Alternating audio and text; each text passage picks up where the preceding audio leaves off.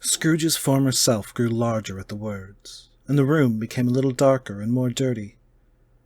The panels shrunk, the windows cracked, fragments of plaster fell out of the ceiling, and the naked laths were shown instead.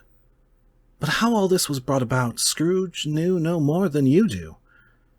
He only knew that it was quite correct, that everything had happened so, that there he was, alone again, when all the other boys had gone home for the jolly holidays.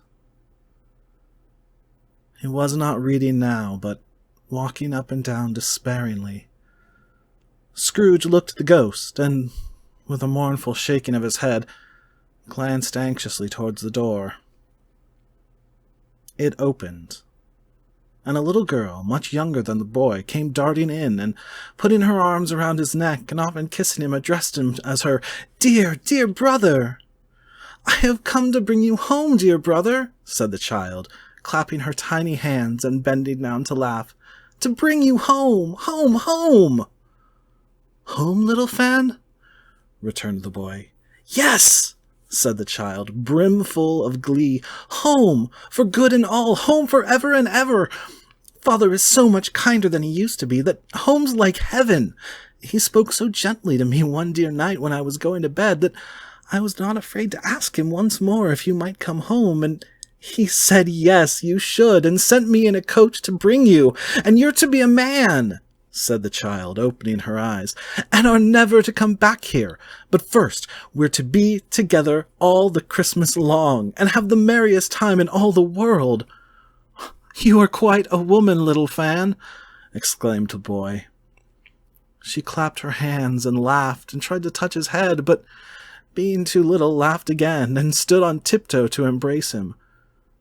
Then she began to drag him, in her childish eagerness, toward the door, and he, nothing loath to go, accompanied her.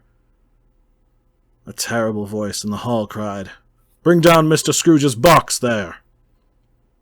And in the hall appeared the schoolmaster himself, who glared on Master Scrooge with a ferocious condescension, and threw him into a dreadful state of mind by shaking hands with him. He then conveyed him and his sister into the veriest old well of a shivering best parlour that ever was seen, where the maps upon the wall, and the celestial and terrestrial globe in the windows, were waxy with cold. Here he produced a decanter of curiously light wine, and a block of curiously heavy cake, and administered installments of those dainties to the young people, at the same time sending out a meagre servant to offer a glass of something to the postboy, who answered that he thanked the gentleman, but if it was the same tap as he had tasted before, he had rather not. Master Scrooge's trunk being by this time tied on to the top of the chaise, the children bade the schoolmaster good-bye right willingly, and getting into it, drove gaily down the garden sweep, the quick wheels dashing the hoar-frost and snow from off the dark leaves of the evergreens like spray. "Always a delicate creature, whom a breath might have withered," said the ghost. "But she had a large heart." "So she had," cried Scrooge. "You're right. I will not gainsay it, spirit. God forbid." "She died a woman," said the ghost, "and had, as I think, children."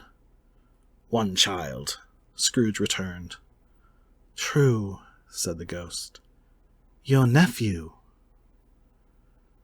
Scrooge seemed uneasy in his mind, and answered briefly, "Yes."